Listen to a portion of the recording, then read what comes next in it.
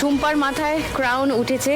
আজকের বাকি 3 runner up এবং টুম্পার প্রাপ্তিযোগ আছে অনেক কিছু, সেই সব তো হবেই। তবে it's time for Lakshmi bank. প্রথমে দেখব গত মাসে লক্ষ্মী ব্যাংকে কত টাকা রয়ে গিয়েছিল ফিনালের পর।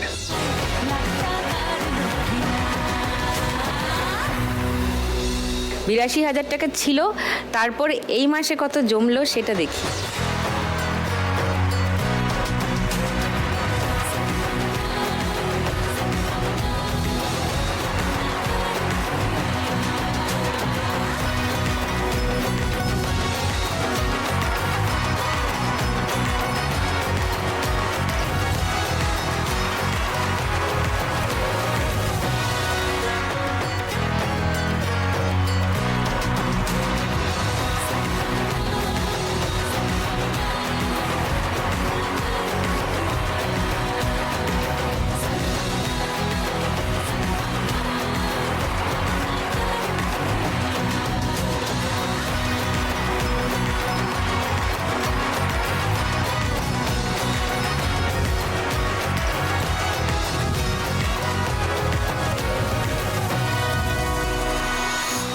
$4,07,000 টাকা। এই মাসে যেসব মা লক্ষ্মী খেলে গেল এবং জিতে যায়নি 1 লাখ টাকা, তাদের মধ্যে প্রথমেই ডাকবো টুলুকে। টুলু বিশ্বাস, আশা করি মনে আছে তার কথা আপনাদের। লোপাদিকেও দেখাই, বাকিদেরও দেখাই টুলুর ভিডিও। আমি 24 পরগনা হাবড়ার থেকে এসেছি। আমি গ্রামে গ্রামে ভ্যান নিয়ে ফুচকা বিক্রি করি। বাহ। আমার স্বামী যখন নার্ভের প্রবলেম ছিল, মানে উনি বলতে পারতো না, মনে থাকতো না, ওনার কিছু মনে থাকতো না, তখন থেকে আমি ফুচকা বিক্রি, ফুচকা বিক্রি করি। আর এই ফুচকা বিক্রি করে আমার স্বামীকে একটু চিকিৎসা করেছি। এখন তো চিকিৎসা করতে পারি না পয়সার জন্যে। আমার একটা প্লাস্টিকের ঘর আছে দিদি ভাই, সেই প্লাস্টিকের ঘরে এই বর্ষা আসলে জল পড়ে, ভাবছি যদি কিছু পাই তাহলে প্লাস্টিকের ঘরটা ঠিক করব আর আমার স্বামীটার একটু চিকিৎসা করব। আর যদি কিছু যদি থাকে তাহলে একটা দোকান ভাড়া করে নিয়ে একটু বসবো, এখন তো বয়স হয়ে যাচ্ছে।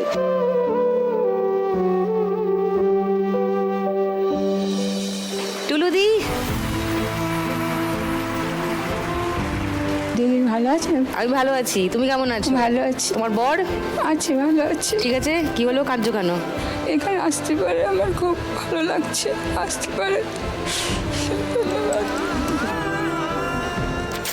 টুলুদি, তুমি আমাদের হিরো, তুমি হিরো। তুমি কাঁদলে চলবে? এরকম করো না, তোমাকে দেখে কত মানুষ এগিয়ে যাবে বলো তো, কত মেয়ে এগোবে, কত। তুমি কি সুন্দর কাজ করছো, কজন পারে এটা? একদম কেতো না, বলো ইয়েস। আমি এখানে, আমি যে এত গরিব, আমাকে এই যে এটা দেওয়া হচ্ছে, আমি অনেক অনেক ধন্যবাদ তোমাদের, অনেক ধন্যবাদ।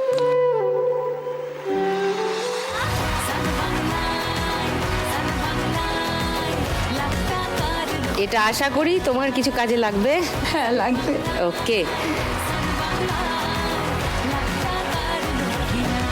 আরেক মা লক্ষ্মী এই মাসে খেলে গিয়েছেন, যাকে এবার ডাকবো অদিতি। অদিতি সাময়ী, সবাই দেখে নিই একটু ওর ভিডিও। আমার হাতে চামড়ার সমস্যা আছে। কি ধরনের সমস্যা?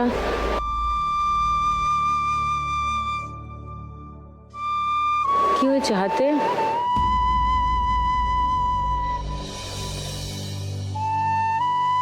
এটা আমার ছোটবেলা থেকে হয়েছে, কিন্তু আমার যা হয়েছে হয়েছে।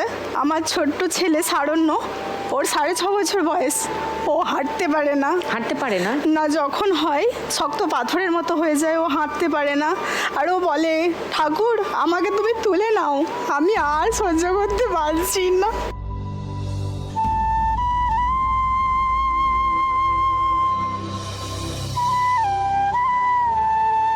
কি সমস্যা এক্স্যাক্টলি হয়? এটা ফেটে যায়, তারপরে এটা যখন এটা আরো উঁচু হয়ে যায়, ব্লেড দিয়ে কাটতে হয়। কেন? কারণ এটা উঁচু হয়ে গেলে, সেটা কোথাও লেগে গেলে রক্ত বেরিয়ে যায়। স্কিনটা। আমার ছেলেকে দিল্লিতে নিয়ে যেতে হবে, ডাক্তারবাবু 3 বার লিখেছেন দিল্লিতে নিয়ে যাওয়ার জন্য। দিল্লি গেলে কত খরচা হবে কোনো আন্দাজ পেয়ে? 1 থেকে 1.5 লাখ টাকার মতো স্যার একটা এস্টিমেট দিয়েছেন।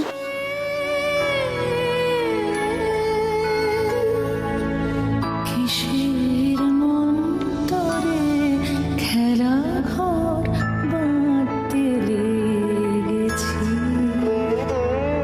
শরণ্য তো এসেছে, আমি দেখেছি বসে আছে। হাই, তুমি কেমন আছো?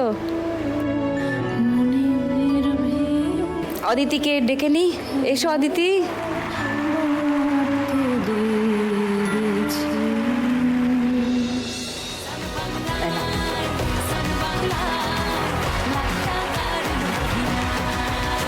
এই 50,000 টাকা আমার 5 লক্ষ টাকা সমান আমার ছেলেকে দেওয়ার জন্য অসংখ্য ধন্যবাদ। কাঁদবে না একদম। কেঁদে কোনো কিছু পাওয়া যায় না গো, বরং হেসে পাওয়া যায়। থ্যাংক ইউ অদিতি, এসো।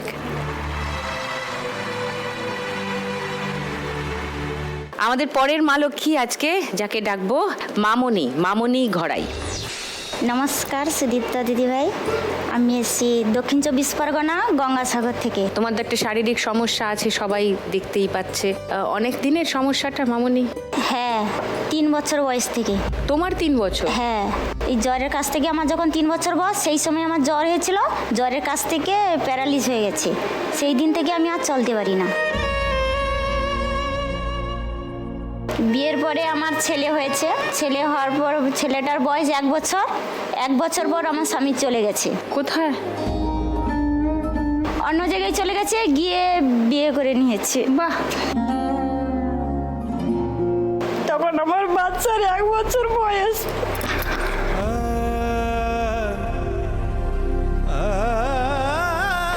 সেই দিন থেকে আমার বাচ্চাকে পিঠের উপর ভর করে ওকে আমি এত বড় করেছি। তো তুমি আজকে এখান থেকে 1 লাখ টাকা জিতলে। আমি যদি 1 লাখ টাকা পাই, আমার বাচ্চাকে তো ভিটামিন জাতীয় খাবার খেতে দিতে পারি না। আমি 1 লাখ টাকা যদি পাই, আমার বাচ্চাকে সে খাওয়াবো ভিটামিন জাতীয় খাবার।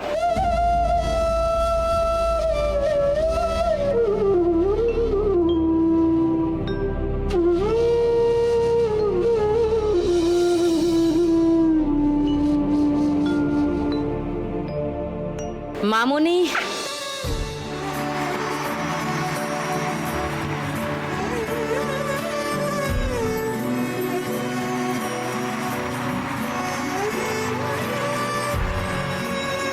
শাল বাংলাকে নমস্কার, সবাইকে ধন্যবাদ আমাকে এখানটায় আসার জন্য। এটা তোমার জন্য।